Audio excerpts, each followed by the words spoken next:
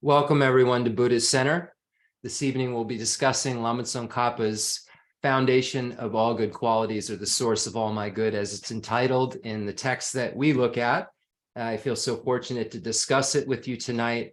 To be able to accumulate this merit is such a rare opportunity, and to be able to listen to this kind of Dharma is such a rare opportunity when we look at the billions of just human beings and how many opportunities they'll have to listen to a Dharma that includes every single stage of the path, even if it's abbreviated, that is necessary for a being to go from wherever one is at, a place like where I'm at, with a very, deluded mind, with all kinds of attachment and all kinds of arrogance, and hatred and pride and so forth. It can just come up at any moment. So someone like me, by practicing the stuff that we're going to talk about tonight, could go from a deluded state like that, where there's all kinds of problems that arise from one thing, which is self-grasping ignorance that gives rise to a self-cherishing attitude. And then all of this stuff that I talked about that inhabits my mind occurs. I can go from that state, someone like me can go from that kind of state where there just isn't that much love and there isn't that much compassion for, too many people, to a place where all of those deluded states of mind stop, and I have the ability to connect with and have love and compassion for every single sentient being in the universe. And by going through this path, I not only can just do this neat thing that allows me to know everything and connect with everybody, but I'll be the most reliable guide in the universe for them because of this omniscience that I'll have, and because of the love and compassion that I'll have developed that will have been perfected. I'll want to do something about it. And all the while, because my intention was so pure, getting to that state where I could be that kind of reliable guide, where there was nothing else wrong, I get to have no more suffering and bliss 24/7. So I no longer have to suffer, and I'll know how not to suffer. And because I'll have put others' needs before my own on this path that got to this place where I reach my ultimate goal, my ultimate potential, which is perfection, all the while I'll have been caring about others. And this goal of perfection will have been reached by depending on cherishing others' needs and by dismissing and getting rid of the self-cherishing attitude that's inhabiting my mind because of the fact that I see myself as more important than others. And through the teachings, through the mind training practices, through the 7-point cause and effect for realizing bodhicitta, and with the foundation of understanding my problems, I can actually transform that self-cherishing attitude into a mind that cherishes others, and become like those beings that we consider the lights of the world, those beings that we would all consider holy, beings who've come into this world and they have one thing in common that makes them so special. Beings like Jesus Christ, beings like Abraham, and beings like Mahavir, and beings like Ram, and beings like Buddha, and Chenrezig, and the Buddha of compassion, the Dalai Lama who's in our world right now, and Khyentse Geshe Wandak, and Lama Zopa Rinpoche. When we name these beings and we talk about these beings, they all have a lot of qualities. They all look different, maybe, maybe some of them are from different places, and maybe have some different philosophies that are attached to one very specific thing. But that one very specific thing that you find in common with all of these beings that everyone has revered is this love and compassion, and this idea of putting others' needs before their own. Look at Gandhi. Look at incredible beings that we respect the most and who have been able to just get incredible things done with nonviolence. And these are the beings that people like Martin Luther King modeled their kind of philosophy after, this non-violent way that produces the most effective results. And this is what His Holiness the Dalai Lama says that we should all be practicing.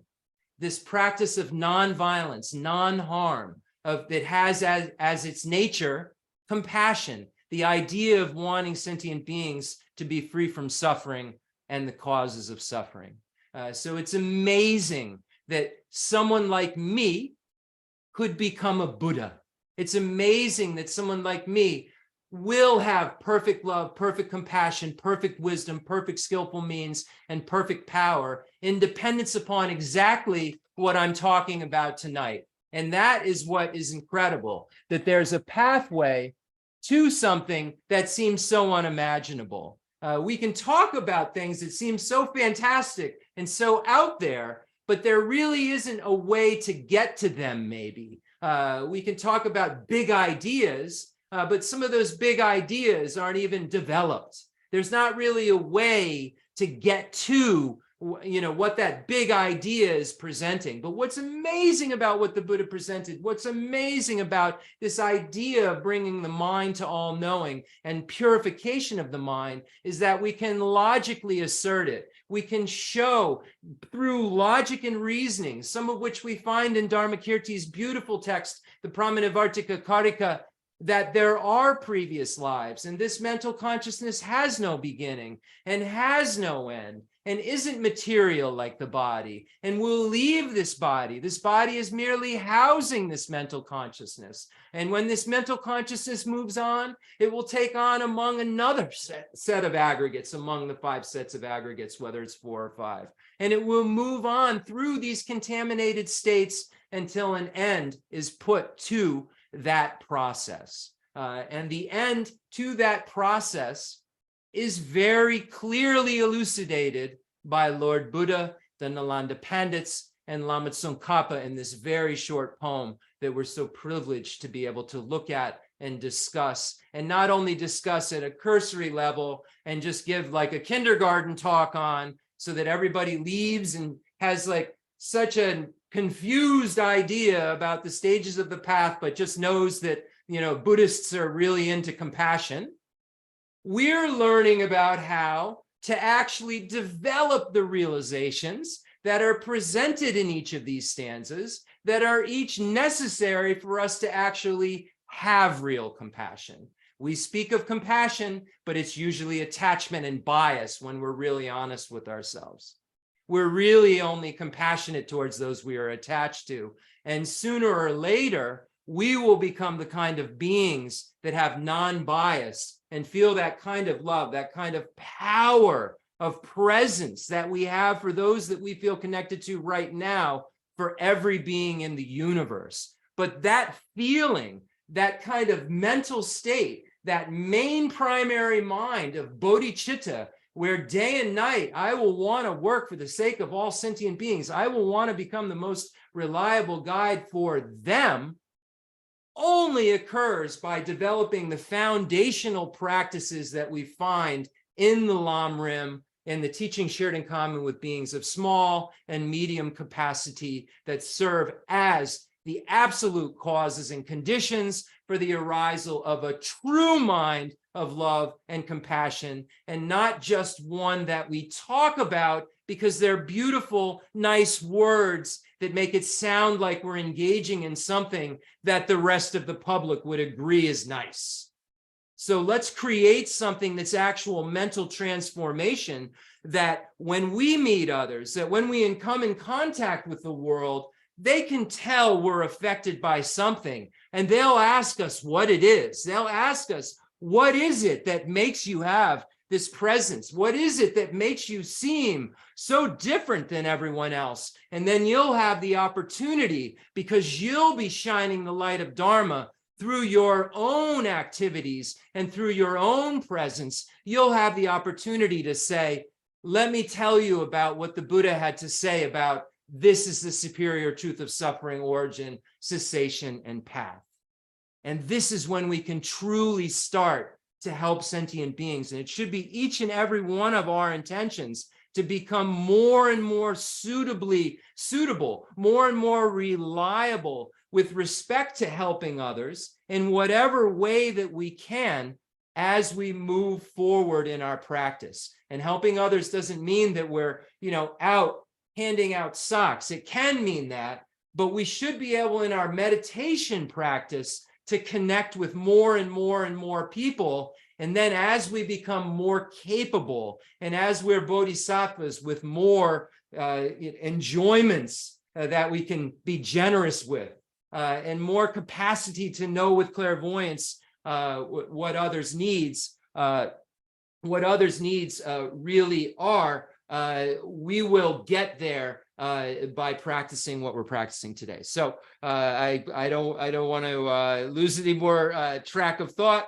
So let's begin with getting into a very, very focused state of mind, which I can use right now to calm down, get into a place where any of the attachments and kind of things that we're running towards become a little bit more muted, a little bit more realistic, because we're seeing it, that process for what it is. Once we calm our mind down enough to look at it, we're seeing that our mind is merely seeing something as attractive, that it's discriminating as attractive, it's believing in it, it's exaggerating its qualities as being having this attractiveness that it doesn't possibly possess. And through that exaggeration, the object draws us towards it. And we have so much attachment to it. And when we can't get that object, we feel a state of anxiety and depression until we get it.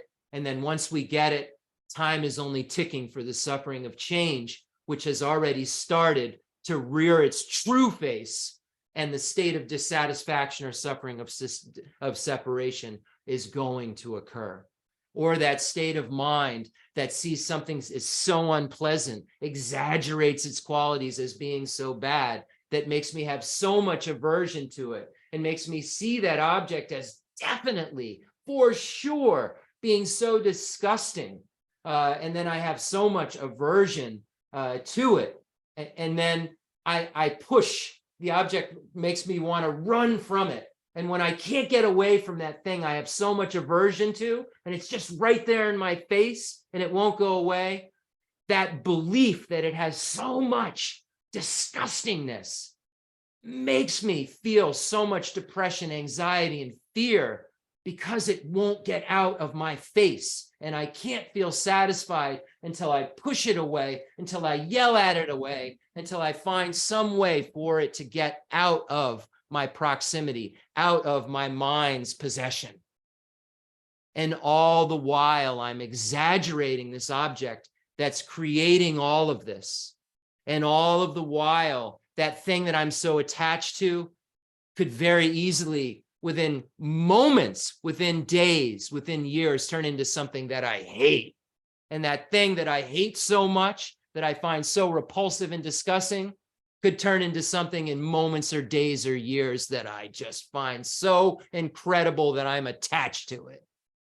And all the while, this process is being driven by the self-grasping ignorance. And all the while, this state of ignorance that's just biding in neutrality is ready to observe any object of observation as being attractive or as being unattractive and as being something that should be run towards or run away from. And our whole lives are spent running towards things and running away from things and sitting ready to run away from and running towards things in this state of dissatisfaction. And that dissatisfaction is because we're incorrectly apprehending reality at all times. That state of dissatisfaction is that hum of misperception, that hum of unknowing, that hum of confusion that makes us in some subtle way know that things just aren't right. And that dissatisfaction tells us that things aren't right. And we feel so uncertain at all times. We know these things aren't right. And when we feel this uncertainty and this dissatisfaction, most people who aren't as fortunate as us can't see that we're moving so quickly towards birth, aging, sickness, and death, separating from the pleasant, meeting with unpleasant, not getting what you want, and the suffering of more appropriated aggregates. They're shocked by this. We as Buddhists have this privilege to be able to meditate on these things and see that we're moving so quickly towards these things, and see that these things are causing this movement towards all of these types of suffering that we're moving so quickly towards, are all being caused by these afflictions, these afflicted states of mind that are causing our karmas. And these afflicted states of mind are all caused by the exaggeration that's caused by the self-grasping ignorance. And once we get our minds calm enough to really pay attention to that, pay attention to what I just said, then we can do something about the next step, the next moment after that. Oh, that thing's so attractive. We can then say, is it really? But if we don't have a calm mind, and we haven't studied philosophy, and we don't know any of the things that I just talked about, then we won't even stop to question, is it really? And we'll just take off for it. And then the process will go just as it said. It'll go from attachment to getting it or not getting it, and getting it and then dissatisfaction and suffering, or aversion and running away from it, not being able to run away from it, being depressed and having anxiety, and then finally running away from it. And then maybe that thing that you wanted to run away from so badly, you find that, oh my, how many times, you don't, there's songs about it. You don't know what you've got till it's gone. This thing that you hated so much in so many cases, maybe the car you traded in, or the relationship that you had, and you got another one, the old friend that you couldn't stand, so you needed some new friends. And then you realize your old friends were really better than your new friends. It's really interesting to see this cycle that the self-grasping ignorance creates. And we don't have to look at a million lifetimes from now to be intelligent and logical and say, wait a second, this is really happening, no matter if you're Buddhist or you're Hindu or you're Christian or you're Jewish or you're Muslim. What this guy is talking about right now at Buddhist Center is actually accurate. This is occurring in my mind. I'm believing these things have exaggerated qualities. And I must be doing that because I look at other people who have these hobbies that are wicked into things, whatever, name them. And I think, oh my gosh, I think it's so strange. They're obsessed with fill in the blank, but I'm really into other things. So it's just interesting to take a look at how we can see that these affinities cause us to grasp at things as having more exaggerated qualities based on something that's coming from our own side. Because I don't find Lord of the Rings to be something that is just day and night to know every little bit about. I don't find that object to have those qualities that I would need to know so much about. But there's others that I respect greatly that have that affinity and exaggerate that conventional object as having qualities that are greater than my guitar. Makes sense? I think it does. So we have to calm our minds down, folks. The reason that we're getting shamatha has 9 levels and we're working through them. And as we're getting better and better at it, we're able to be more realistic, is because our minds are a mess and full of conceptuality and going here and going there, and don't even get a chance to look at why they're going here and going there.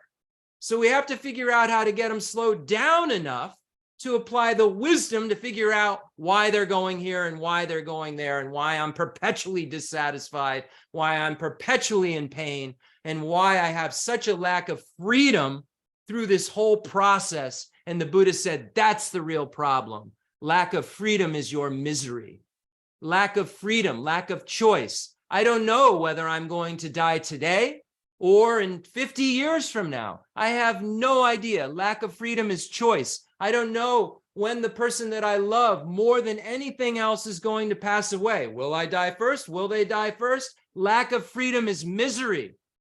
And this is what the Buddha said. And the Buddha said that if you want freedom, there is only way to get that freedom, and that's to get rid of the self-grasping ignorance that we keep talking about that causes the exaggerated kind of idea that's an inappropriate attention, that causes then the afflictions to arise, causes contaminated karmas to arise, and then causes all of these problems to arise. And that wisdom is a slippery snake. It's not a kind of intelligence that you can just learn about, read about in a book, and then just you'll know it. And then somehow or another, the whole way of thinking and being is going to change forever. You have had this self-grasping ignorance since beginningless time, and everything that you've ever thought about has been imbued with this, has been saturated with this, and you've never even thought about the fact that it's been saturated with this. So now you've got to get to the point where you understand what it's saturated with, and then start to throw spears of wisdom at this thing that's saturated so that you can eventually get it to unsaturate. So it's going to take a major process, and to look at that thing that's going to be an opponent to everything that's wrong with the way that you see things. It's going to take the most calm, stable, clear, best kind of mind you can create. And when the way that you create it is by pushing your conceptuality down and getting a focal object and getting to the point where you can focus on that focal object, a fixed focal object, after you get through these 9 stages of shamatha, this fixed focal object for really as long as you want, induced by this mental and physical pliancy, so that you have this kind of pliancy, this kind of ease of mind and body that allows this to be very easy to do, that's going on. The bliss subsides if you read about what happens in shamatha. It's not like you're in this blissful place and this object of observation, you're sitting in bliss. The bliss goes down, but the object is still stable and clear, but that's not important. But once you get a mind that's calm like that, imagine what you could do with that. Imagine if your mind was so calm that you could just make it do whatever you wanted to for as long as you wanted it to, and it wouldn't think of anything but what you told it to think about. What you could do if you had studied enough and you had analyzed things enough with those two things together. That'd be like a nuclear bomb compared to me throwing one of those, like, remember those, like, I don't know if they still have them, those rubber BB guns when we were kids, or the disc shooter. I'm aging myself. Maybe they still have them. They probably don't. They seem like they're too dangerous for kids to have today, I'm guessing. But, comparatively, we're talking about something that has a complete power to get rid of my main problem, my main thing, which gives rise to, everything that's wrong, this self-grasping ignorance, which once I really, really serve up its opponents well, over and over again, the afflictive obstructions will no longer be there, and I can achieve a complete state of freedom.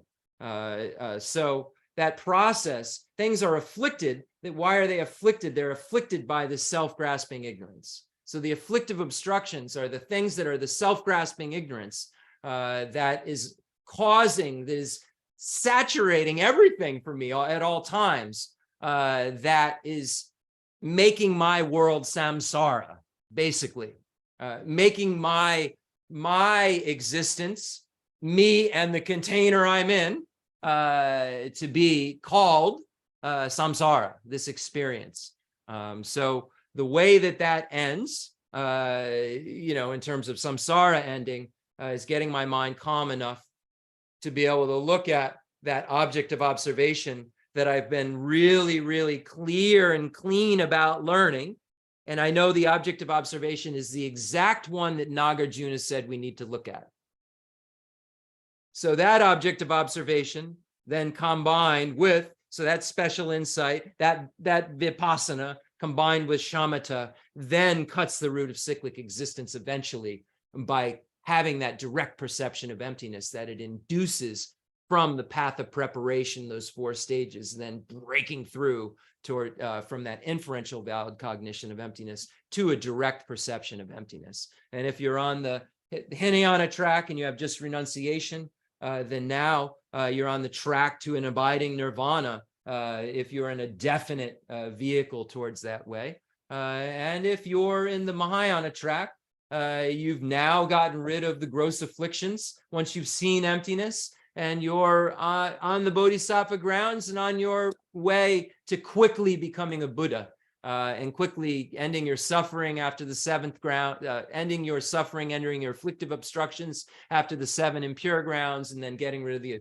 obstructions to omniscience on the 7 impure grounds, and then getting rid of the obstructions to omniscience on the 3 pure grounds, the 8th, 9th, and 10th Bodhisattva ground. And remember reading Chandrakirti's Madhyamika Avatara, and when Rinpoche is saying, well, someone asked, do we need, highest yoga tantra? Do we need these generation completion stage practices to become a Buddha? Because it says you can with the perfection vehicle. And we know, just as an aside, in Chandrakirti's Madhyamika Avatara, that it talks about on the 10th Bodhisattva ground, beings coming and giving initiations to those bodhisattvas on that ground, which we can infer they're getting the initiations to be able to do those completion stage practices. So I like to talk about the path in a completely integrated way, in a complete way.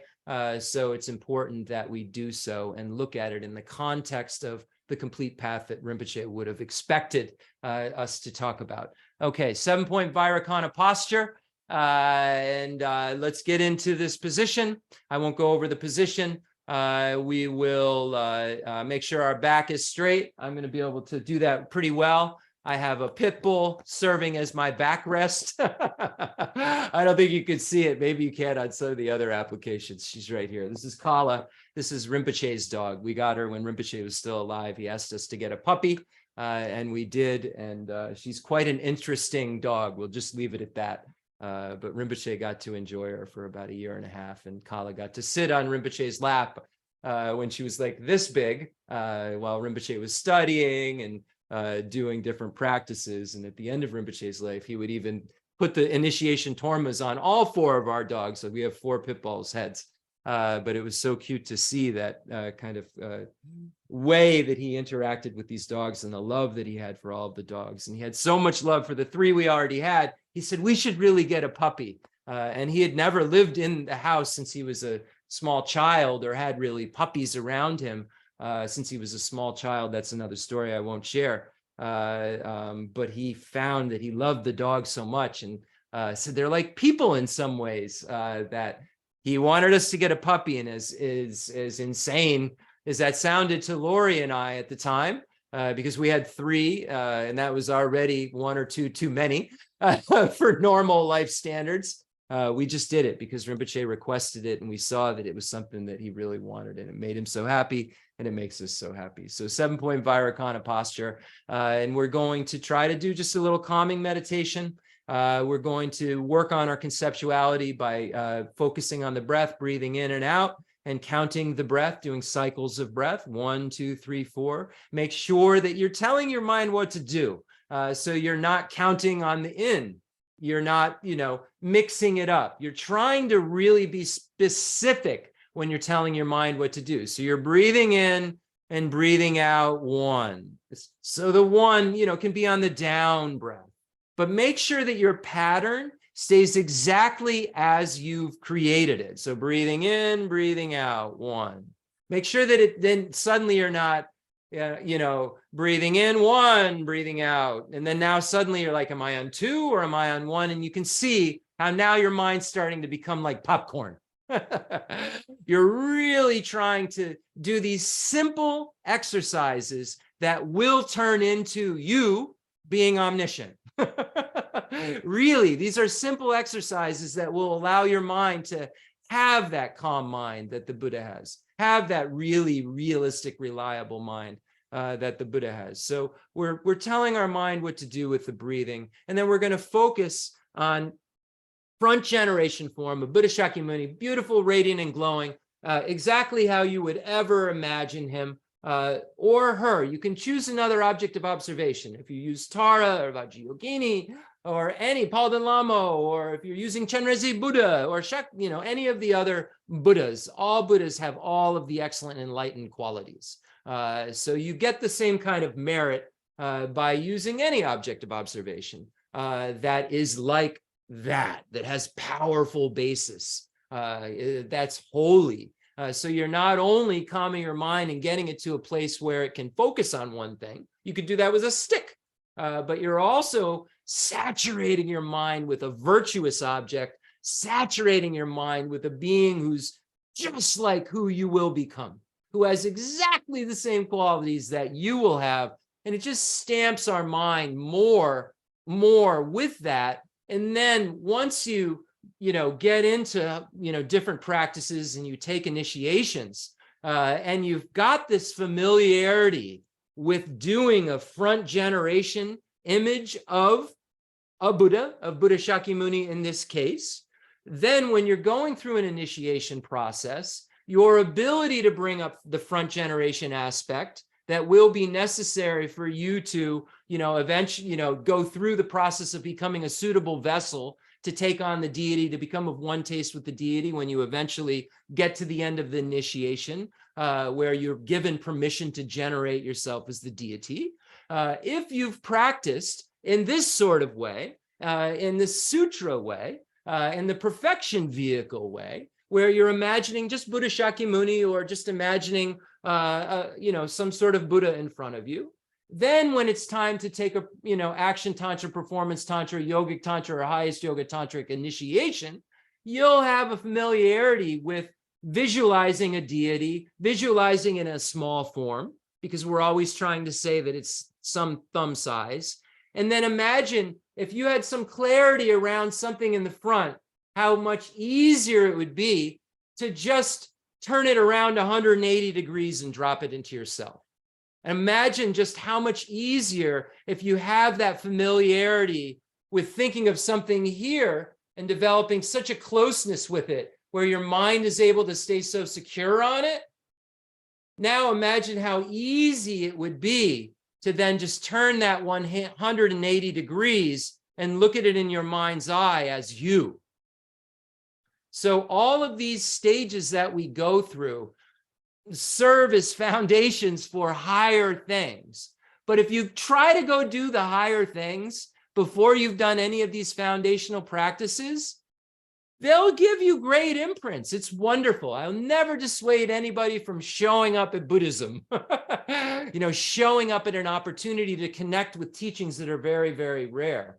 But if you have these foundations and if you know what you're doing and why you're doing it and how the foundational practices serve to actually make the higher teachings work, then they'll work. So when we look at these teachings later, then we won't get into much, I see, because I'm talking a lot, but when we look at later as the foundational practices in the three moralities and the first one of, abstaining from non-virtue, and we look at the individual liberation vows and the Bodhisattva vows and the tantric vows, we see that all of these things, starting with the common vows, the common kind of ethics that aren't even vows yet, such as abandoning the 10 non-virtuous activities, are all necessaries as foundations for one another to occur. So the other practices, the other stages of the path are just like this. They are necessary in order for these higher fancy things everybody likes to jump into and practice to actually work. Getting touched on the head by a special stick, or having somebody do some special mudras and throw some water and throw some rice and say Zahom Baho is good and will hopefully, if you do nothing else, connect you in the future to this deity. And then hopefully in that future time, you'll practice what will make it work. But why wait? Why do ineffective things? Why not make the things we do be so effective?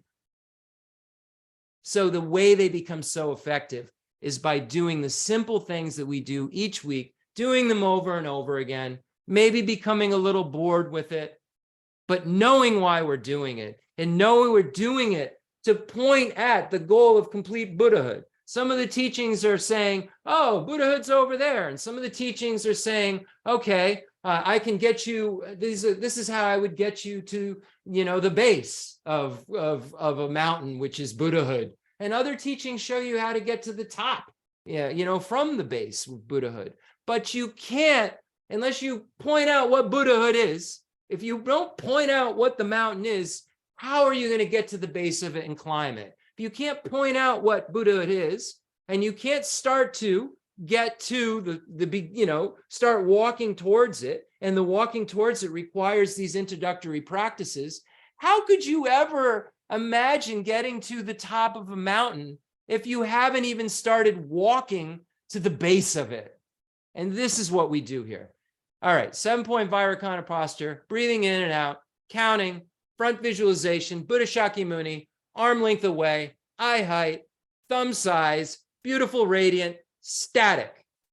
No movement, no animation. And let's see what we can do. Let's see if we can meditate on that for a moment, a minute or so. And hopefully you will find some of these things helpful in your daily life. And when you wake up tomorrow morning, or I don't know where it is in other places in the world where I know others are, when you go to wake up or when you do your practice, you can start to apply these things if you aren't already. And if you are already, you can say, hey, others are too. What I'm doing makes sense.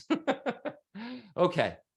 Look out for excitement. Look out for sleepiness. You get excited or you get sleepy. Mindfulness, bring that object back. You told your mind what to do. It wasn't to be sleepy. It wasn't to be scattered. You wanted your mind clear and stable, and it was on breathing in and out, counting Buddha Shakyamuni. Okay, let's do that.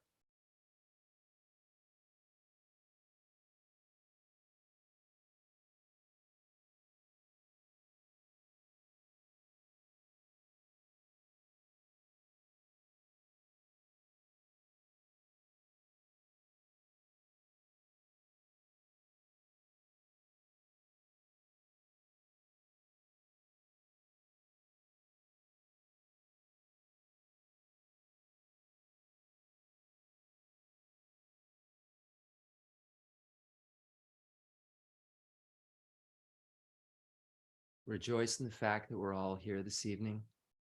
We have this state of leisure. We have the teachings in our world. We've met with them. We have all the causes and conditions necessary to transform our minds from this state where we have these adventitious stains to a state of purity, to a state where we're free from the afflictive obstructions and the obstructions to omniscience, just like Buddha Shakyamuni. Because Buddha Shakyamuni was so kind, so loving and compassionate to come into our world and share with us exactly what we need to do to transform our minds, which currently are just like Buddha's mind was before he became enlightened, into the state of mind that the Buddha was able to transform his mind into through a very specific path.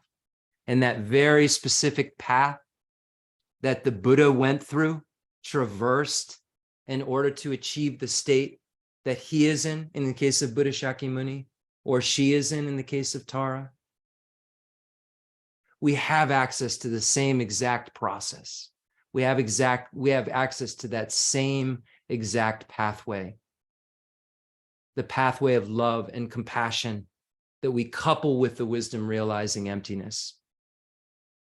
And by doing so, and by getting really, really good at it, and by doing it for a very, very long time, we too will be able to be the most reliable guides in the universe and be able to have complete bliss and have freedom from suffering. And we'll be able to bring all sentient beings eventually to that exact same state. And we'll know exactly how to help them, exactly when to help them, and exactly when not to help them and to ease back.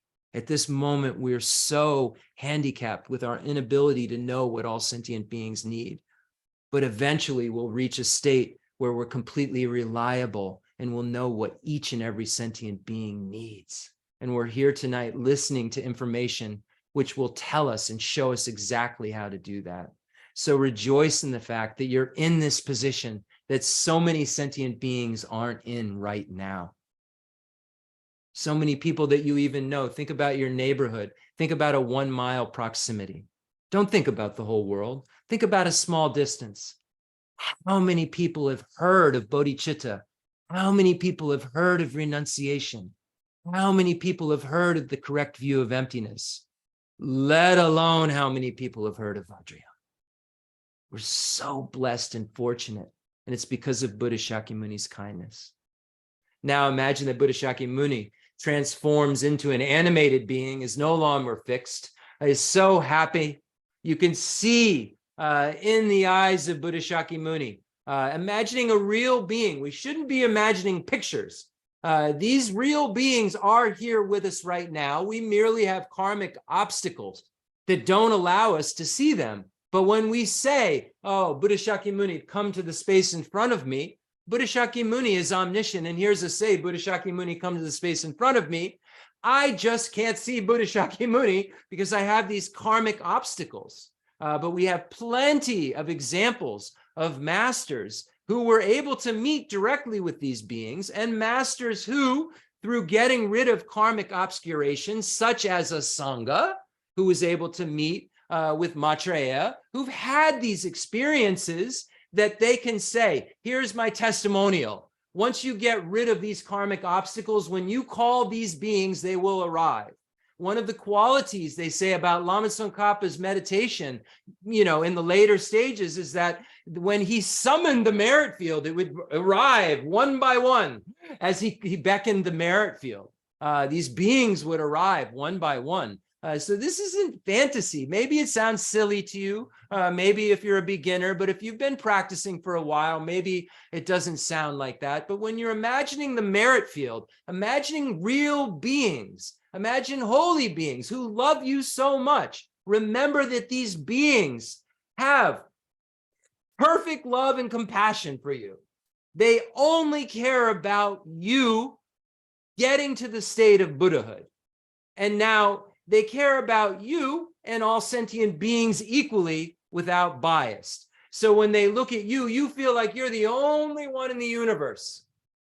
And I remember being with Khenser Geshe Wandak and looking into his eyes and feeling like, he just cares about me so much. I could feel that, just that presence, that, being right there with me. And when I've been with His Holiness the Dalai Lama, same thing. You could be in a huge audience or a small audience, but anytime you would connect with the eyes of His Holiness the Dalai Lama, you felt like you were the only person in the universe that he's looking at because of that intensity of the love and compassion that these beings have. So being able to witness that kind of presence, that kind of intensity of love and compassion in physical form and the world that I've actually live in, I can imagine, and that's how we should imagine. We've connected, all of you have had connections with various lamas, Lama Zopa Rinpoche, His Holiness the Dalai Lama, Dhamalocha Rinpoche, some of you, Chado Rinpoche,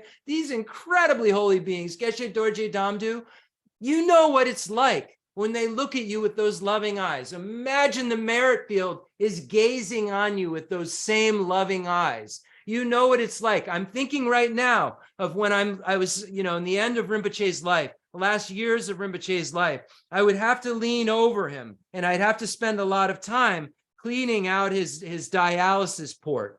A long story, but most of the time that I was doing it, a lot of it became, like a ritual. So Rinpoche and I would just lock eyes. I mean, we would lock eyes sometimes for minutes. I don't know, it seemed like years sometimes. He and I would just lock eyes and I would feel that love. I would know how, I wouldn't have any kind of doubt in my mind how special he was and how special he thought I was. And I felt like I was the most special thing in his eyes in the world every time that I looked into his eyes. Imagine that when you're thinking of the merit field, and imagine it in no less of a volume than that. This is how we really, really want to experience these teachings. I emphasize this over and over and over again. Jeffrey Hopkins emphasized this over and over again, and then he gave an introduction to the 7 entrances of a child of Kala Chakra through a way of how you would actually experience it and relate to it. And I have never heard anything like it. And I hope to be able to one day be able to convey in such a moving way points like that. So I hope that there's some modicum of that when I speak, that you can feel this and that you know that this isn't just a ritual we're doing to get it out of the way, because we always start with that and it's kind of boring. And I wish it was a little shorter. And when I watch it, I'll just fast forward it. Realizing that Pabunka Rinpoche was asked, like, can't you shorten the introduction? Aren't all these prayers kind of long? It seems like your teaching's so short. And he said, oh my word, everything would go wrong if we didn't have the proper preliminaries. If we didn't start with the right motivation, there's only 2 things that matter: motivation and dedication at the end. So if we don't start with the proper motivation, if I'm not giving you medicine that you can actually take, if I'm just giving you algebra, if I'm giving you geometry or geology or history, if I'm just feeding you information to stack in, and it's not something that's actually resonating, it's not something that's actually making you feel like something happened, then I'm not doing what I'm setting out to do. Because my Lama, Khyentse Geshe Wandak, sat next to me, and when he spoke, before I was able to speak to all of you, I felt something flutter. I felt something move. He, for whatever reason, spoke my spiritual language and spoke to me in such a way that made me know this is how I was supposed to envision the merit field. But then after Rinpoche passed, I realized that everyone didn't have that same karma and everyone didn't have the same blessing, or I don't know what, doesn't really matter, to be able to connect in this way. So whenever I feel the need to, even if it takes till the end of the teaching and then we just dedicate, I'm going to share this, because what else are we trying to do? But as Jeffrey Hopkins, Gen Nenden Jambo Drapala, Gutsi Shapi Denanang said, we're always just translating the word of the Buddha, whether we're translating it from Tibetan or if we're just trying to explain what the Buddha was trying to say to the world over 2,500 years ago, almost 2,600 years ago. So I'm trying to translate, I'm trying to interpret, I'm trying to help you understand these things, because my kind teacher helped me understand them in such a little way that I can kind of share that with you. And then, even though a lot of the stuff that I share are maybe some of the preliminary topics, because some of you are more intelligent and more advanced, hopefully this personalization can take you right to the top so much quicker, because your motivation will be so much purer. And when your motivation's pure, it's so much easier to collect ethics, to engage in ethical behavior. And if you have ethical behavior, it's easier to have concentration, and you have to have concentration in order to see emptiness. So we see how important all of that is. And you have to have concentration. Come on, to have renunciation, you have to be able to concentrate if you're going to be calm enough to have your mind be able to day and night not forget that you're wanting to become a Buddha for the sake of all sentient beings. So there's a lot of steps to get there. We're here doing it. We're getting there. And don't discount any of these practices and think that they're just redundant, or there's something that why do we have to just do this again? Every time we do this, it should feel more. You should feel more strength. You should feel more connected to it, less bored. If you're feeling more bored because it's redundant, then there's something missing in the way that you're visualizing it, the way that you're considering these beings, maybe the way that you're missing thinking of the excellent qualities of the beings. Maybe you're just hearing a bunch of names of Indian pandits. Maybe after the class, you should go look up what they did. And then you could think about the excellent qualities and be like, oh my gosh, all this time I've been studying what Rinpoche or Dalai Lama taught. And all phenomena are empty of inherent existence because they dependently originate. And wow, Asanga and Buddha Palita and Baba Vega, they all say things that are different about them. And some of them don't even agree with that. But some of them that don't agree with that have given us gifts that the others didn't give us that we have to have. And when we think about the kindness and we think about these beings and we think about how they all came to give us pieces of a puzzle that we would need to see the whole thing of in order to become a Buddha, then it resonates more with us. And when we hear these Indian Pandits' names and we think of them as beings who are just like Dalai Lama, beings who are just like Lama Zopa Rinpoche, who were just like Khenser Geshe Wandak, then it allows us to see that joy in their eyes. It allows us to see that compassion and love in their eyes, the same way that we've seen that in the eyes of holy beings. You know, in the eyes of so many holy beings that many of us have had contact with, and not just in the Buddhist tradition. We see in the non-Buddhist tradition, Krishnamurti, and so many other really holy beings who've done so much for the world. And who've had even, you know, an effect on my life in terms of reading like the Bhagavad Gita and so forth, and other yogis that I connected with before I got to Buddhism. So anyway, when you think of beings, remember how special they are and how special they think you are and how special they would think it is that you're here doing this. Okay, hold on.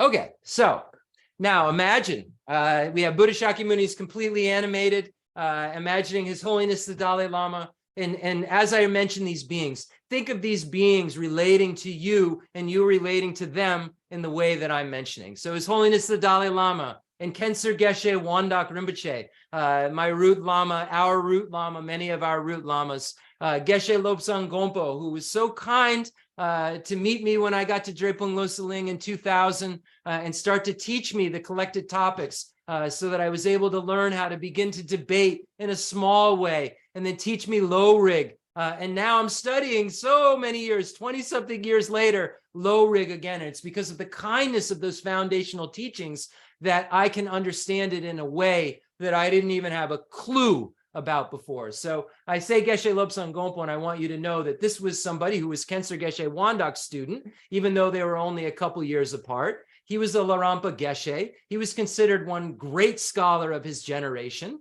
respected by His Holiness completely so much that he paid out of his pocket for one of the operations that Geshe La had to have. And also, Geshe Lobsang Gompo is the root teacher, or was, because he's passed even before Khenser Geshe Wandak, of my current teacher, Umzala Geshe Aga. So this is all lineage. When I say these names about Geshe Lobsang Gompo, and then I say the retired abbot Ken Rinpoche Genjatso. This was Genjatso, who was the abbot of Losang Ling while I was there in 2000. And then he actually came to the Chen Rezig Center and gave a Manjushri initiation. And he and I became quite good friends. And unfortunately, he passed on. And then Dema Locha Rinpoche was the abbot of Namgyal Monastery, Dalai Lama's monastery, before Khenser Geshe Wandak. So it went from Dema Locha Rinpoche to Khenser Geshe Wandak and then Chado Rinpoche. So we mentioned Dema Locha Rinpoche, and Dema Locha Rinpoche was so kind when I was in Losang Ling to come and give the transmission of all the 5 great texts to everyone in Losang Ling. And I just out of sheer luck and karma was there to be able to receive that very, very rare transmission of all 5 great texts. So when I say Geshe Lobsang Gompo, and I say Khenser Rinpoche Genjatso, and I say Dema Locha Rinpoche, there's a little historical context. And then I say Geshe Dorje Damdu. Geshe Dorje Damdu is the main teacher at the Tibet House.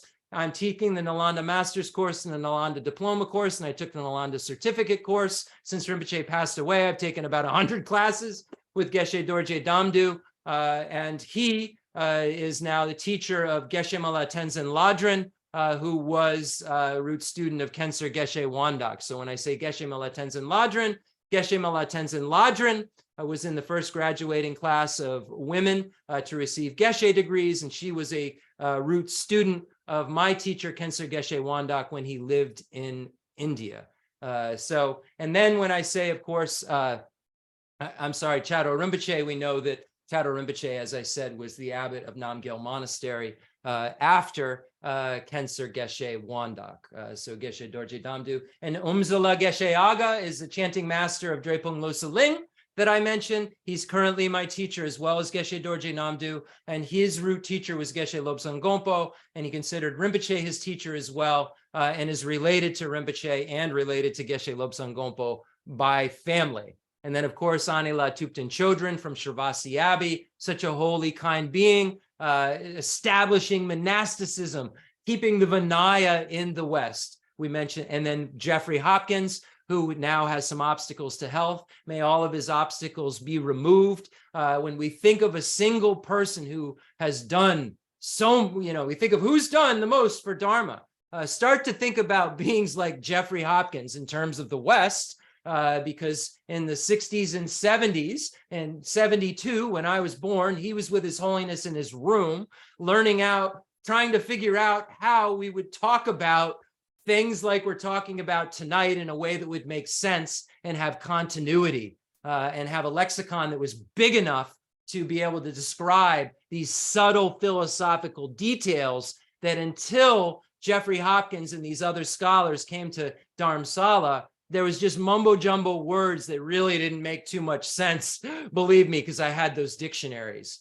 So we keep holy beings like Jeffrey Hopkins, Gen Nenden, Jambel Drapala, his special name, His Holiness gave him, Manjushri Kirti, his special name, His Holiness gave him, and said that he had been very connected to him for many lifetimes. So this is how special Jeffrey Hopkins is. And I just want everybody to keep him in your prayers. And that's why he's in the merit field. So these are the kind of beings. And this is why I mentioned these beings' names. I won't do this again, but I thought that it'd be nice. I say all these different names, and why not tell you who they are and how they connect to us, not just me, to us, because I'm speaking to you, and all of this lineage comes to you and now is your lineage. These beings are your spiritual family.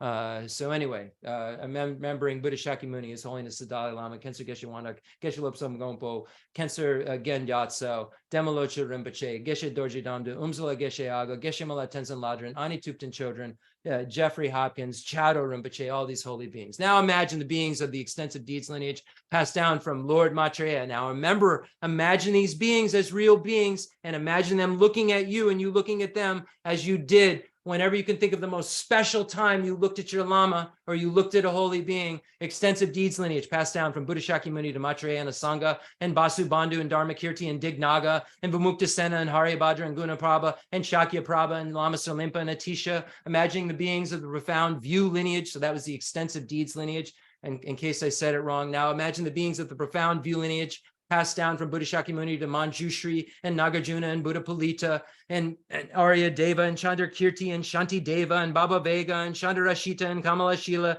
all these holy beings, again, imagining Lama Salimpa and Lama Atisha, so kind to integrate all of these different lineages and show us how to practice all of these grounds, paths, and have logic and reasoning and understand the Vinaya and also understand the lack of inherent existence of all of it. Imagining all the beings of the lineage of blessings, of practice, passed down from Vajradhar to Saraha and Matripa and Talopa and Naropa and Losawa Marpa and Milarepa and Gompopa. Imagine Atisha speaking with Dron Tompa, the holy lay Lama. Remember, Dron Tompa was a lay person, everyone, who Atisha felt was the most suitable being to pass the Lamrim lineage down to. Imagine that Atisha is there giving the Lamrim lineage and giving teachings to Dron Tompa. And imagine the three old Kadampa lineages and their different levels of extensive understanding of the great texts related to the Lamrim. Imagine the holy beings of the Nyingma, such as Padmasambhava, Kaju, such as the Karmapas, the Sakyas, such as Satya Konga Nyingpo and the Sakya Pandita, and imagine Galupa, such as Jet Tsongkhapa, Lama Tsongkhapa, and Kirtub J, and Joseph J, and Panchen Sonandrapa, and Basu Chuji Jetson, and Jayan Sheba, and Janja Rupi Dorje, and Gonchu Jimmy Wampo, the seventh Dalai Lama, imagining all of these holy beings in the space in front of us. We're so connected to them. We're so fortunate that we have their commentaries. We have the Nalanda Masters commentaries. We have all these Panditas commentaries, and we have Buddha Shakyamuni's sutras. So we have those 100 beautiful collected works of the pronouncements of Lord Buddha, and we have those 213 authentic Indian commentaries in our world, and we're so connected to them, and we have all of those incredible commentaries that the Tibetans have written in dependence upon the kindness of those authentic Indian commentators, and those 213 collected works, and the 100 great works of the pronouncements of Lord Buddha that contain all of the teachings of Sutra and Tantra. So we're so connected to them and so fortunate to know all these beings' names, and imagine that they're looking down upon you with love and kindness, and they're thinking of the next thing that they can do for you to help you learn what you need to do to become a Buddha as quickly as possible. So now, imagine highest yoga tantra deities, yoga tantra deities, performance tantra deities, action tantra deities, all of the 35 Buddhas, imagining all the protector deities, imagining them in the space in front of you. And now imagine that you bring all sentient beings here to be part of this. Don't be selfish. We're not in a selfish vehicle. We're not in an individual liberation vehicle. We're in a vehicle that we want all beings to have bliss just like we want to have bliss, and want to be free from suffering just like we want to be free from suffering. So don't be shy. Bring every single sentient being here to be a guest, to host them, to lead them in this practice, and to imagine that you've paused their suffering or paused their too much happiness of samsara for a moment, so that they're able to hear this teaching and not have any of the faults of the three pots. So now all sentient beings are here. We have the merit field in front of us, and let's imagine that we lead beings in the Sutra of the Heart of Transcendent Knowledge. Oh, we're going to screen share. Wonderful. The Sutra of the Heart of Transcendent Knowledge. Thus have I heard once the Blessed One was dwelling in Rajagriha at Vulture Peak Mountain, together with a great gathering of the Sangha of monks and a great gathering of the Sangha of Bodhisattvas. At that time, the Blessed One entered the Samadhi that expresses the Dharma called profound illumination. At the same time, noble Avalokiteshvara, the Bodhisattva Mahasattva, while practicing the profound Prajnaparamita, saw in this way. He saw the 5 skandhas to be empty of nature. Then, through the power of the Buddha, Venerable Shariputra said to noble Avalokiteshvara, the Bodhisattva Mahasattva, how should a son or daughter of noble family train who wishes to practice the profound Prajnaparamita? Addressed in this way, noble Avalokiteshvara, the Bodhisattva Mahasattva, said to Venerable Shariputra, O Shariputra, a son or daughter of noble family who wishes to practice the profound Prajnaparamita should see in this way, seeing the 5 skandhas to be empty of nature. Form is emptiness, emptiness also is form, emptiness is no other than form, form is no other than emptiness. In the same way, feeling, perception, formation, and consciousness are emptiness. Thus, Shariputra, all dharmas are emptiness. There are no characteristics, there is no birth and no cessation, there is no impurity and no purity, there is no decrease and no increase. Therefore, Shariputra, in emptiness there is no form, no feeling, no perception, no formation, no consciousness, no eye, no ear, no nose, no tongue, no body, no mind, no appearance, no sound, no smell, no taste, no touch, no dharmas, no eye, dhatu, up to no mind, dhatu, no dhatu of dharmas, no mind, conscious, dhatu, no ignorance, no end of ignorance, up to no old age and death, no end of old age and death, no suffering, no origin of suffering, no cessation of suffering, no path, no wisdom, no attainment, and no non-attainment. Therefore, Shariputra, since the Bodhisattvas have no attainment, they abide by means of Prajnaparamita. Since there is no obscuration of mind, there is no fear. They transcend falsity and attain complete nirvana.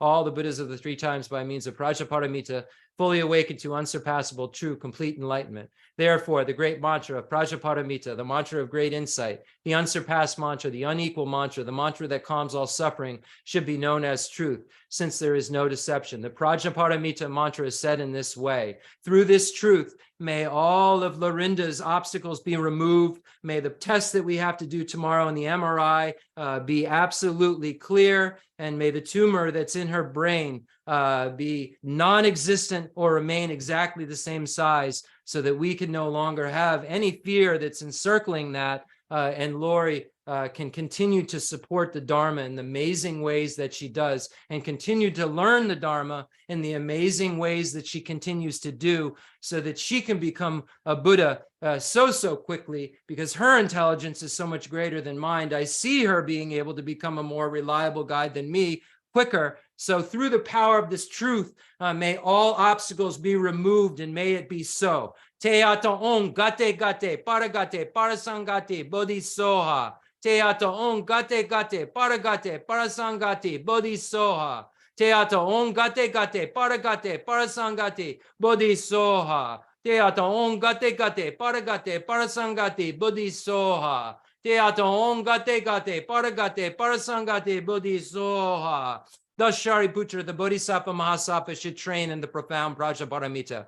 Then the Blessed One arose from that samadhi and praised noble Avalokiteshvara, the Bodhisattva Mahasattva, saying, Good, good, O son of noble family, thus it is, O son of noble family, thus it is. One should practice the profound Prajaparamita, just as you have taught, and all the Tathagatas will rejoice. When the Blessed One had said this, Venerable Shariputra and noble Avalokiteshvara, the Bodhisattva Mahasattva, that whole assembly in the world with its gods, humans, asuras, and Gandharvas, rejoiced and praised the words of the Blessed One. And through the power of this truth, may everyone watching this have all their obstacles removed. I prostrate to the gatherings of Dakinis in the three chakras who abide in the holy yoga of using space by your powers of clairvoyance and magical emanation. Look after practitioners like a mother looks after her child.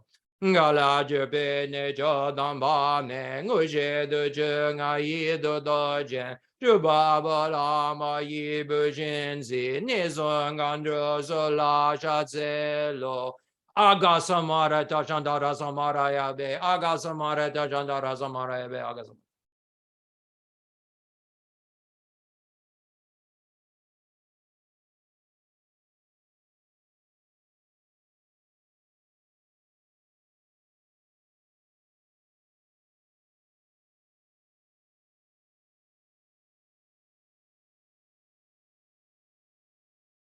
Agasamara Tajandara Samaraya Be Deata Om Gate Gate Paragate Parasangate Bodhisoha.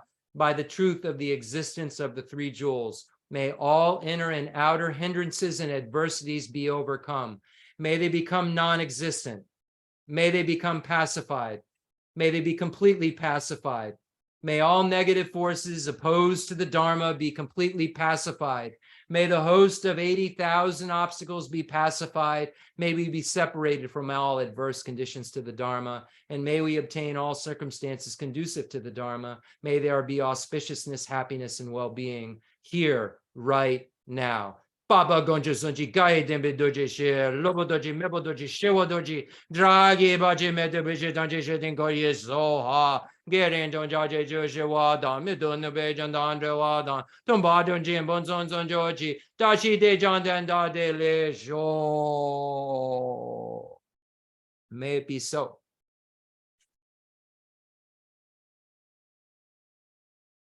Outer mandala offerings, requests for teaching. Fundamental ground is scented with incense and strewn with flowers, adorned with Mount Meru, the four continents, the sun and the moon. I imagine this is a Buddha land and offer it. May all sentient beings enjoy this pure realm. Holy Lamas high, wrap the sky of your Dharma bodies in massive clouds of knowledge and love, and let them pour upon the earth of your disciples as we are ready, a shower of rain, the teachings deep and wide.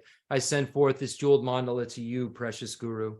I take refuge until I am enlightened in the Buddhas, the Dharma, and the Sangha. Through the merit I create by teaching the Dharma, may I attain Buddhahood for the sake of all sentient beings. I take refuge until I am enlightened in the Buddhas, the Dharma, and the Sangha. Through the merit I create by teaching the Dharma, may I attain Buddhahood for the sake of all sentient beings. I take refuge until I am enlightened in the Buddhas, the Dharma, and the Sangha. Through the merit I create by teaching the Dharma, may I attain Buddhahood for the sake of all sentient beings. Sanje Jadan Zaji Janan La Janju Badu Dani Jazuji Dagi Juji Bezonanji Drola Benji Sanje Drubasho Sanje Jadan Zaji Janan La Janju Badu Dani Jazuji Dagi Juji Bezonanji Drola Benji Sanje Drubasho Sanje Jadan Zaji Janan La Janju Badu Dani Jazuji Dagi Juji Bezonanji If you're attached to this life, you're not a spiritual practitioner. If you're attached to samsara, you have no renunciation. If you are attached to your own self-interest, there you do not have bodhicitta. If there is grasping, you do not have the view. So tonight, I'm going to do something a little different. We only have a little bit of time left. I was going to make it shorter than usual, but didn't happen. But tonight I'm going to give the transmission of the source of all my good. Maybe then, I know Rinpoche gave it so many times. I have the transmission of it from multiple teachers, but definitely from Khyentse Geshe Wandak multiple times. So I'm going to give you the transmission in Tibetan of this for auspicious reasons. Hopefully it will help to remove obstacles, any obstacles that you're having. I know it's a difficult time, the fires that are going on, a lot of people's air, very contaminated, people with breathing disorders, there's a lot of issues. There's so many obstacles. So many people are calling me who are having life-threatening things going on and illnesses, and Professor Hopkins with his cancer surgery and so forth. So because of that, I think giving this transmission, because this encompasses all of Lord Buddha's teachings, here's more power of truth that I'm saying through this power of truth, may the karma be smashed to bits that is causing any of your obstacles to occur, or any obstacles that are occurring, keeping us from our teachers in any way. Because without the teachers, we don't have the Dharma, we don't have the instructions, we don't have that personalized kind of instruction to know how to do what we need to do with these teachings, how to give, how to know in a way that I'm talking about tonight, how to personalize them. So right now I'm going to give the transmission of Lama Tsongkhapa's, J. Rinpoche's source of all my good. I just decided it, so here we go.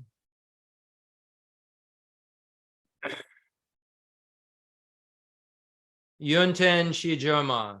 Yunten Gunji Sheja Jinshin Je Zujin Denba Lanji Zawaru Leba Done Beba Dumai Guba Jembu Denba Jinji Lo Lenji Nebi Dewe Denzandi Shintu Nyega Dunjen Jeju Ne Nyinzen Gundu Nimbo Lenbi Lo Junche Me Ba Je Ba Jinji Lo Luzo Yuwa Juyi Jubo Jin Yudu Jibi Jiwa Jimba Dan Shiwe Jesu Ludan Jima Jin Gana Leji Jishin Dranwala Nye Ba Dembo Nye Ne Nye Bizo Jajin Drawa Nanjan Bonwa Dan Gezo da da druba jeba la da du da dan denba jin shilo jeba mi on du nye gonji go yi de mi run zibi bonzo ji nye mi ri nye tabi de wa la du nye jembo je wa jin ji lo Nanda Zamba Dei Dramba Yi Jendan Shishin Bayu Jembo Yi Dembi Zawa Zuzu Dabala Druba Nyimbo Jeba Jinji Lo Rani Zizo Lunwa Jishindu Maju Drowa Gunjan De Drawa Lune Drowa Druwe Gojuwe Shanju Zenjo Jomba Jinji Lo Zenzan Jejan Sujin Nanzun La Womba Mena Janju Midruba Leba Done Jelse Domba La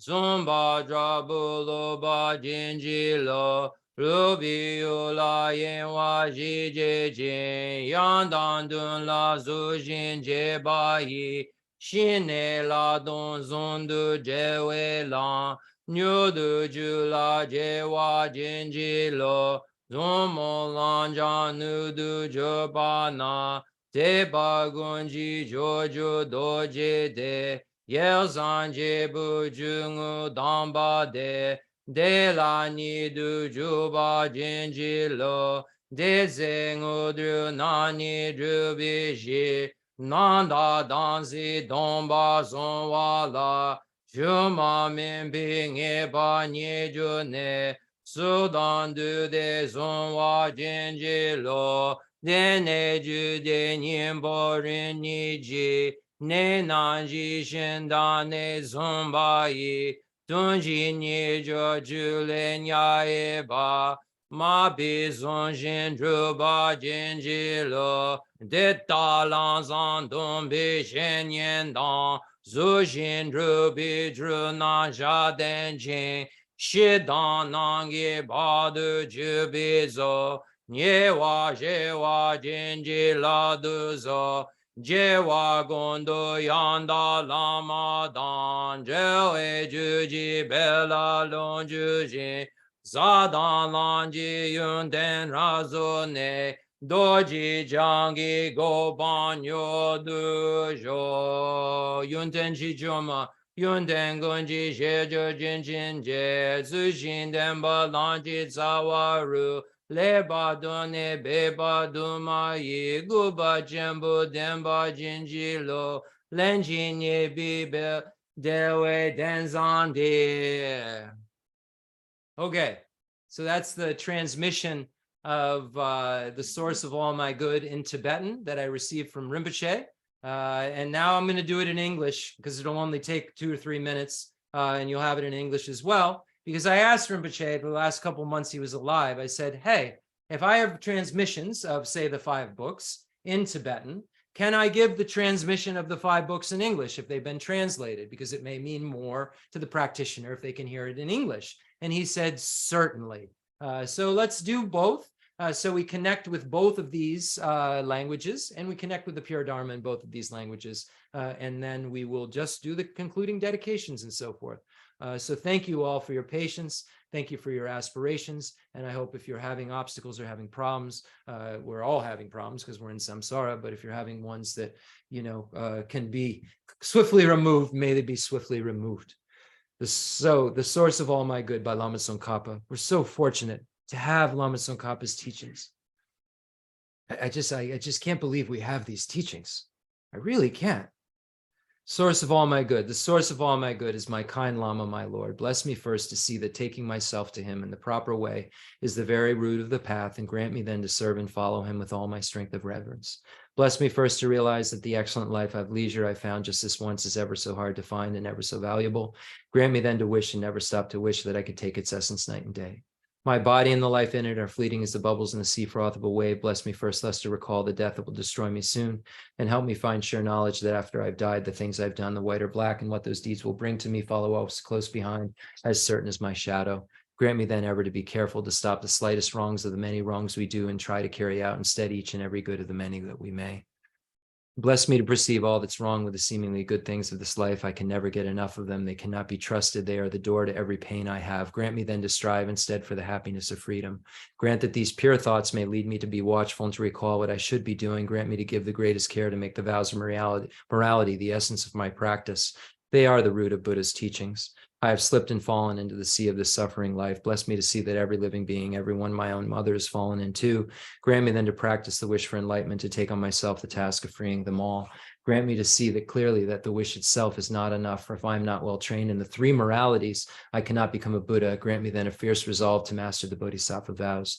Grant that I may quickly gain the path where quietude and insight join together, one which quiets my mind from being distracted to wrong objects, the other which analyzes the perfect meaning in the correct way.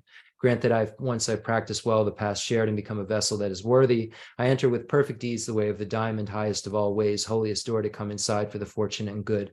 Bless me to know with genuine certainty that when I've entered thus, the cause that gives me both the high attainments is to keep my pledges and my vows most pure.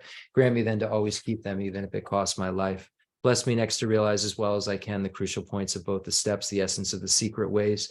Grant me then to practice as the holy ones have spoken, putting all my effort in and never leaving off the practice of the high 4 times, highest that there is. Bless me, grant me that the spiritual friend who shows me this good road and all my true companions in this quest live long and fruitful lives. Bless and grant me that the rain of obstacles, things within me or outside me that could stop me out, stop and end forever. And all my lives, may I never live apart from my perfect lamas. May I bask in the glory of the Dharma. May I fulfill perfectly every good quality of every level and path, and reach then quickly the place where I become myself, the one who holds the diamond. The source of all my good. The source of all my good is my kind Lama, my Lord. Bless me first to see that taking myself to him in the proper way is the very root of the path, and grant me then to serve and follow him with all my strength and reverence. Bless me to first to realize that the excellent life of leisure I found just this once is ever so valuable and ever so hard to find. Okay. Thank you so much, everyone. What a joy to be able to express that. I hope it really meant something to you. And believe me, it comes directly from Lama Tsongkhapa down to maybe first Dalai Lama, Panchen Sonandrapa, down, and it comes to us. So when we hear these words, it's just like Tsongkhapa's fresh speaking right in our ears, and it makes me feel so good. Prayer for the flourishing of Lama Tsongkhapa's teachings. With that, on that note, though he's the father producer of all conquerors, as a conqueror's son, he produced the thought of upholding the conqueror's Dharma in infinite worlds. Through this truth, may the conqueror Losang's teachings flourish. When in the presence of Buddha Indraketu, he made his vow, the conqueror and his offspring praised his powerful courage. Through this truth, may the conqueror Losang's teachings flourish. That the lineage of pure view and conduct might spread, he offered a white crystal rosary to the sage, who gave him a conch and prophesied. Through this truth, may the conqueror Losang's teachings flourish. And that conch that Buddha gave the child was found in Ganden, the first monastery, underneath in the ground where Ganden was built. As an aside, you can look it up about Tsongkhapa's story. So we see, as it was prophesied, the conch, the first monastery that Lama Tsongkhapa made, Ganden in Tibet in the 1400s, in the ground, this conch was found. So little known fact for everyone. His pure view, free of eternity or destruction, his pure meditation, cleansed of dark, fading, and fog, pure conduct practiced according to the conqueror's orders. May the conqueror Losang's teachings flourish. Learned, since he extensively sought out learning. Reverent, rightly applying it to himself. Good, dedicating it all for beings and doctrine. May the conqueror Losang's teachings flourish. Through being sure that all scriptures definitive and interpretive were without contradiction. Advice for one person's practice, he stopped all misconduct. May the conqueror Losang's teachings flourish. Listening to the explanations of the Tripitakas, realized teachings, practice of the three higher trainings. His skilled and accomplished life story is amazing. May the conqueror Losang's teachings flourish. Outwardly calm and subdued by the hearer's conduct, inwardly trusting in the two stages practice. He allied without clash the good paths of Sutra and Tantra. May the conqueror Losang's teachings flourish. Combining voidness explained as the causal vehicle, with great bliss achieved by method, the effect vehicle. Hard essence of 80,000 Dharma bundles, may the conqueror Losang's teachings flourish. By the power of the oath-bound doctrine protectors, like the main guardians of the three beings past, the quick-acting Lord, by Shravana, Karmayama, may the conqueror Losang's teachings flourish. In short, by the lasting of glorious Guru's lives, by the earth being full of good, learned, reverent holders of the teaching, and by the increase of power of its patrons, may the conqueror's Losang's teachings flourish.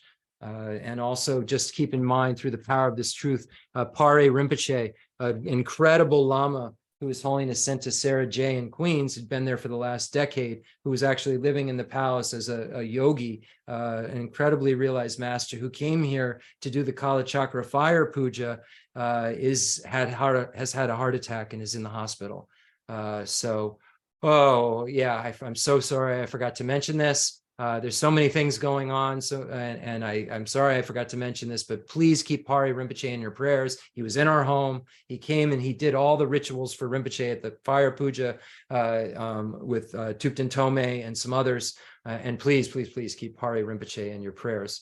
It's not a good situation, but with obstacles removed, he'll pull through. And we heard that things have gotten better. That was the last I heard. But my sourcing, I don't have a direct source. So at this point, it's not like I'm speaking with his attendant or anyone at the hospital, but please keep Pare Rinpoche in your prayers. And also Trango Rinpoche, as you know, just passed, or many of you don't know. Oh my word. I mean, it's like in the Kaju tradition, as if in our tradition, Lama Zopa Rinpoche passed. Well, then the Kaju tradition, Trango Rinpoche passed. So we are really, lights are going out, and who will hold them? It's us. We're the ones. We're the lineage holders. No big deal, nothing serious, no pressure. But it's the truth. All composite things are impermanent. And the only way the Dharma stays in this world, if it's in here, in somebody. The concluding mandala offering and dedication prayer. The fundamental ground is scented with incense and surrounded with flowers, adorned with Mount Meru, the four continents, the sun and the moon. I imagine this is a Buddha land and offer it. May all sentient beings enjoy this pure realm. I dedicate whatever virtues I have collected for the benefit of the teachings of all sentient beings, and in particular for the essential teachings of Venerable Losang Drakpa to shine forever. I send forth this jeweled mandala to you, precious Guru. Any mistakes that I've made, may they be purified by Vajrasattva's mantra. May all of our body, speech, and mind be purified by light rays and nectars of white Oms, red Ahs, and blue Homs, and imagining Vajrasattva in the space in front of us, inseparable from our root Lama, I'm imagining, inseparable from Khyentse Geshe Wandak, inseparable from His Holiness the Dalai Lama. Om benza sata samaya manu balaya benza sata zeno vajita dida me bava sutukaya me bava subukaya me bava anurata me bava sarvasiddhi me paracha sarvakama sucha me kitam shriyam kuruhum ha ha ha ho bhagavan sarvatata benza mame moka benza bava maha samaya safa om ve. May we always be protected by Paul and Lamo. Jarama Jarama Jajarama Tunjakala Rajamo Rama Jadacha Tunja Ruda Ruda Hongja Rama Jarama Jajarama Tunjakala Rajamo Rama Vajadacha Tunja Ruda Ruda Hongja Rama Jarama Jajarama Tunjakala Rajamo Rama Vajadacha Tunja Ruda Ruda Hongja Rama Jarama Jajarama Tunjakala Rajamo Rama Vajadacha Tunja Ruda Ruda Hongja Jarama Jarama Jajarama Tunjakala Rajamo Rama Vajadacha Tunja Ruda Ruda Hongja Rama Jarama Jajarama Tunjakala Rajamo Rama Vajadacha Tunja Ruda Ruda Hongja Rama Jarama Jajarama Tunjakala Rajamo Rama Vajadacha Tunja Ruda Ruda Hongja Jarama Jarama Jajarama Tunja Kalarajamo Rama Vajadacha Tunja Ruda Hongja. I dedicate all this virtue to emulate the knowledge of the hero Manjushri, and likewise Samantabhadra as well. With whatever dedication is praised as supreme by all the conquerors who traverse it 3 times, I also dedicate all my roots of virtue for the sake of auspicious deeds. Pray for the long life of the Buddha of compassion who's in our world right now, meaning pray that the emanation body isn't withdrawn of the Buddha of compassion because of our karma. In that pure land surrounded by snowy mountains, you are the source of all benefit and happiness. All-powerful Avalokiteshvara Tenzin Gyatso, the 14th Dalai Lama, may you stay until samsara's end.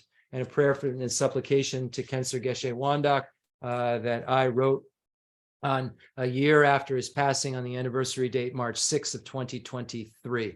A complex yogi poses as a simple monk. Homage to Khyentse Geshe Wandak Rinpoche, our precious spiritual friend who is inseparable from Aryatara. I fully prostrate, covering as many atoms of the earth as possible to your pure body, speech, mind, and enlightened activities. I offer to you drinking water, bathing water, flowers, incense, candles, scented water, food, and music purified by Om. Om. The rarity of having 1 million wish-fulfilling gems is a common occurrence, compared to meeting with a holy teacher like you, who placed the complete path to Buddhahood in our childlike hands.